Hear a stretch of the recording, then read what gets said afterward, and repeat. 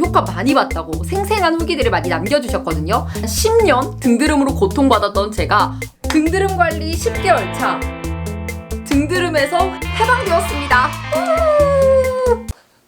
여러분 안녕하세요, 쭈언니입니다. 나보신 분들은 다 아실 거예요. 진짜 끔찍하게 싫잖아요. 좀 안 씻을 것 같다. 우리 잘 씻어. 진짜 맨날 씻어. 관리 방법이 잘못됐었던 거거든요. 그 관리 방법과 Q&A도 같이 준비했습니다. 일단 애프터부터 바로 보여드릴게요. 편집 없이 바로 보여드릴게요. 짜자잔! 등은 물론이고 어깨, 허리까지 다 났었거든요. 예전 등과 비교하면 진짜 몰라보게 깨끗해졌죠? 등드름의 원인에 크게 두 가지는 등 바깥의 문제, 등 속의 문제에 있습니다. 만성적인 등드름의 원인은 대부분 피지 과다. 등과 가슴에는 피지선이 가장 많이 발달해 있기 때문에 이 피지들이 제대로 떨어지지 못해서 좀 노폐물이랑 각질이랑 막 뒤섞여가지고 모공을 막고 등드름이 올라오는 거거든요. 그럼 어떻게 해줘야 될까요? 이 떡진 피지 막을 벗겨내줘야겠죠. 근데 또 너무 자극적으로 벗겨내면 자극받아서 또 올라오거든요. 자극 없이 몸에 형성된 피지 막을 제거해내는 게 핵심입니다. 그리고 또 하나 원인 중에 잘못된 생활 습관이 있어요. 지켜야 할 생활 습관들은 뒤에서 한 번 더 정리해드리고요. 등 속의 문제는 뭐야? 등드름의 의외의 원인은 뭉친 등 근육일 수도 있어요. 저는 사춘기 때부터 되게 일찍이 어깨가 되게 아팠어요. 책상에 붙어가지고 잔뜩 웅크리고 공부하던 게 자세였고, 직장인 때는 사무실에서 하루 종일 웅크리고 앉아가지고 컴퓨터하고 등 근육이 잔뜩 뭉칠 수밖에 없었거든요. 내가 만약에 하루 종일 앉아있는 학생이다, 직장인이다, 누르면 되게 딱딱하다, 이런 분들은 생각해보시면 좋을 것 같아요. 등 근육이 뭉치면 왜 트러블이 올라오냐면요. 근육 사이사이에 혈관이 분포해 있습니다. 이 근육이 뭉치면 이 혈관들은 압박되겠죠. 혈액순환이 떨어집니다. 한의원에서도 이렇게 몸에 나는 트러블을 케어하기 위해서 이 내용을 많이 말씀해 주시고 계시더라고요. 일단 등 속 관리, 뭉친 등 근육 푸는 법부터 알려드릴게요. 저는 주로 이걸로 몸을 풀고요. 처음 시작하시는 분들이 이걸 당장 구매하시기에는 너무 좀 부담될 수 있으니까 요거 저번 영상에서도 한번 소개해드렸는데 마사지 볼이에요. 도구를 바닥에 두고 자신의 체중으로 도구를 누르면서 주변 근육들을 롤링해줍니다. 크게 어떤 방법이 중요하다기보다는 유독 아픈 부분이 있다면 거기가 뭉친 거거든요. 그 부분을 찾아서 수시로 풀어주는 게 중요해요. 처음에 하시면 울 수도 있어요. 저는 진짜 눈물 찔끔 났거든요. 이거는 제가 소개할까 말까 하다가 이게 뭐냐면 이렇게 벨크로로 붙여가지고 이걸 의자에다가 이렇게 걸어서 쓰는 거거든요. 앉아서 편집하는 시간이 대부분이다 보니까 금방 등이 뭉치더라고요. 그래서 그럴 때 이게 항상 의자 뒤에 있어서 계속 이렇게 등을 꾹꾹꾹 풀어주면서 하거든요. 근육이 뭉쳤을 때 바로바로 풀어주기가 되게 좋아요. 뭐 이런 것까지 굳이라고 생각하실 수 있는데 저는 지금 이거 없으면 진짜 못 살거든요. 없는 곳에서 편집하는 거라 난 상상도 할 수 없어. 이거는 마사지 볼로 풀어보시다가 더 안 되겠다 싶으면 구매해서 쓰세요. 내가 등드름 없애자고 이런 것까지 해야 돼 싶으실 수 있는데 등드름이 좋아지는 것뿐만 아니라 평소에 일하거나 공부하실 때 왜 어깨 무겁고 등 아프고 이런 것들도 확 줄어들고요. 등 라인까지 매끈하게 정리되는 효과가 있기 때문에 진짜 꼭 한번 해보시길 추천드려요. 자, 이제 본격적인 등 겉관리. 시기별로 두 가지로 나누어서 할 거예요. 확 올라와가지고 완전 막 다 터지고 막 뒤집어져 있고 난리가 날 때가 있잖아요. 그런 활화산 시기와 한번 싹 가라앉고 잘 올라오지 않는 휴화산 시기 관리 방법을 다르게 해주고 있고요. 먼저 활화산 시기 관리 방법부터 2주 나이트 루틴 올려드린 거 혹시 보신 분들 있으신가요?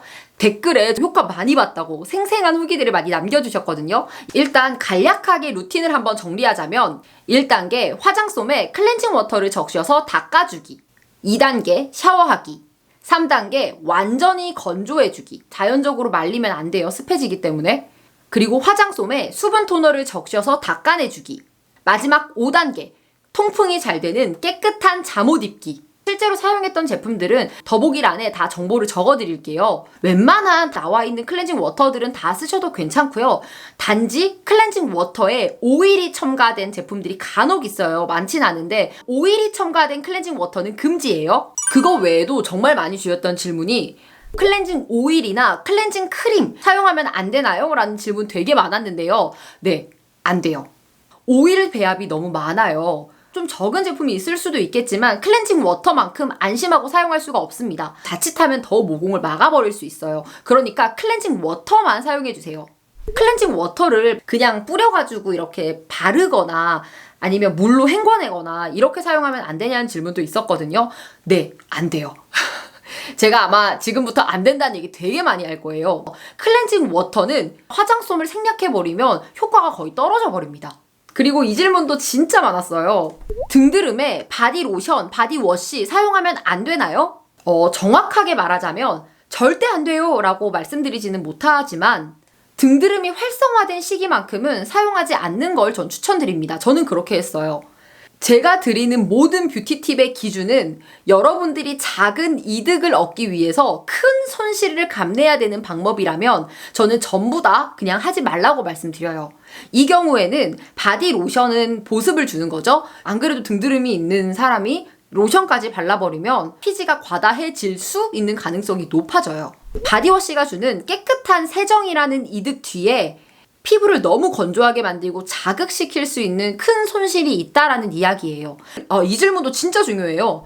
클렌징 워터로 닦아내고 난 다음에 샤워 없이 바로 토너 단계로 넘어가면 안 되나요? 라는 질문도 있는데 무조건 샤워 단계가 있어야 해요. 당장은 괜찮을 수 있거든요. 근데 이게 장기적으로 사용하게 되면 피부 장벽이 약해집니다. 피부가 자극받아요. 그리고 이 질문 되게 귀여웠는데 통풍이 잘 되는 나시 꼭 입어야 하나요? 저희 집에 가족들이 너무 많아가지고 제가 나시 입기가 좀 부끄러워요 이러시는 거예요. 그럴 수 있죠. 그럴 수 있어요. 제가 그 통풍을 위해서 나시형 잠옷을 추천드리긴 했지만 저도 겨울에는 막힌 잠옷 입어요. 막힌 잠옷 입으셔도 됩니다. 다만 관리를 좀 해줘야 돼요. 좀 신경 써줘야 될 게 많아요. 일단 통풍이 잘 돼야 합니다. 그리고 재질이 부드러워야 해요. 통풍이 잘 되고 부드러운 소재는 결국 면이에요. 피해야 할 소재는 실크.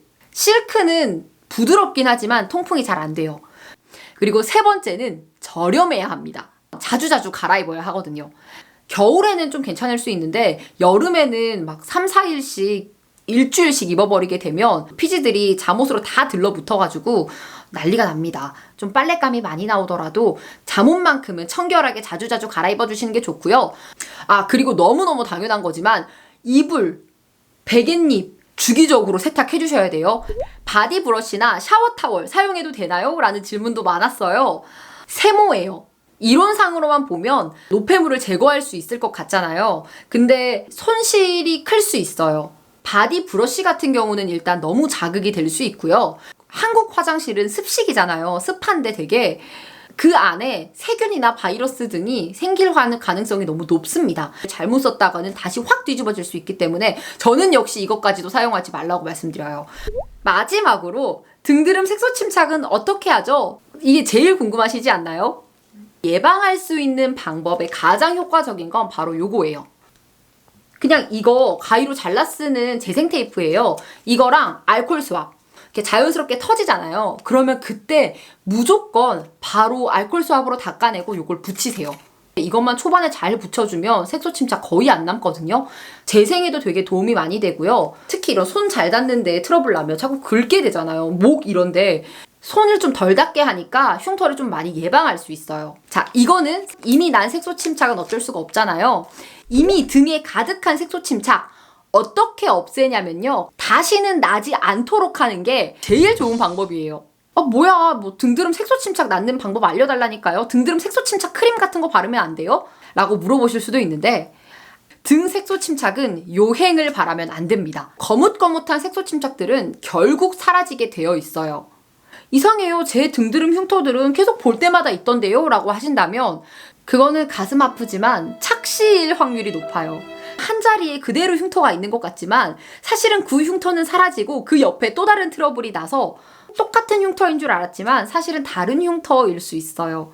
한 번 남은 색소 침착이 없어지지 않는다라면 제 등은 까만색이 되어야 할 거예요. 저 사춘기 때부터 안 나본 곳이 없거든요. 그리고 자세히 보면 하얗게 점점점점으로 흉터가 남아있어요. 근데 거의 티가 안 날 정도로. 거뭇한 색소 침착은 내가 초기에 재생 테이프 잘 쓰고 관리해 준다면 더 빨리 없어지고요. 이거 못 썼어도 시간이 지나면 다 해결해 주는 문제입니다. 너무 걱정하지 않으셔도 되고, 색소 침착 크림 같은 걸 잘못 썼다가는 그 크림에 색소 침착을 낫게 하는 좋은 성분들도 있지만 보습 성분들이 또다시 모공을 막아서 더 큰 트러블들을 야기시킬 수 있거든요. 그리고 등드름 미스트도 물어보시는 분들이 계신데, 미스트 역시 색소 침착을 관리해주는 용도는 아니에요. 뭐 이렇게 트러블 올라온 걸 관리해주는 용도지만, 저는 사실 등드름 미스트도 트러블이 다 가라앉고 난 다음에 휴화산 시기에 관리용으로 사용해주는 정도지, 지금 이때에는 굳이 추천드리지 않거든요. 등드름이 한번 싹 가라앉은 휴화산 시기죠. 이런 시기에는 몇 가지 생활 습관만 잘 지켜주시면 돼요. 첫 번째, 집에 오면 즉시 샤워하기. 피지가 피부에 머무른 시간이 너무 오래되면 트러블이 더 심해질 수 있어요. 집에 오자마자 바로 샤워해 주시면 좋고요. 활화산이 아니라 휴화산 시기에는 바디워시 살짝 사용해 주셔도 큰 무리 없어요. 다만 너무 매일 사용하는 것은 금지. 역시나 너무 건조해지거나 자극될 수 있으니까. 그리고 두 번째, 또 아까 말했었죠? 한번 사용한 수건 말려서 다시 사용하시면 안 돼요. 잠옷 자주자주 갈아입어주고 침구류, 청결 신경 쓰기. 그리고 여자분들이시라면 집에 있는 기간 동안 머리를 묶거나 직접적으로 등에 이 머리카락이 닿지 않도록 하기. 두피에도 다 피지샘이 있는데 여기서 나온 피지들이 이렇게 머리 전체를 감싸고 있는 거거든요. 결국은 자극되고 또 트러블 일으킬 수 있습니다. 그리고 이건 제가 해주는 방법인데요. 한 번씩 등 각질 제거해주기.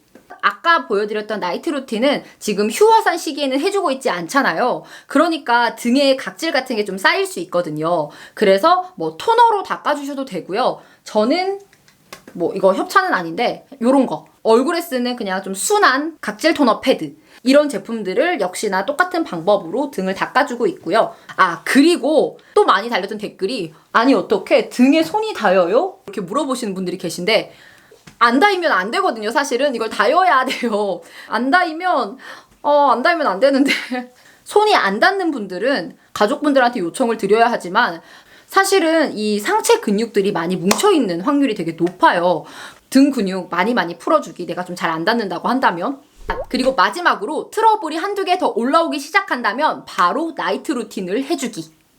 이 정도만 잘 지켜주시면 저와 같이 10년 된 등드름도 어느 정도 개선의 효과를 보실 수 있거든요. 저희 오늘부터 활화산을 휴화산으로 만들어 봅시다. 그러면 오늘 영상도 도움이 되셨으면 좋겠어요. 우리는 다음 영상에서 만나요.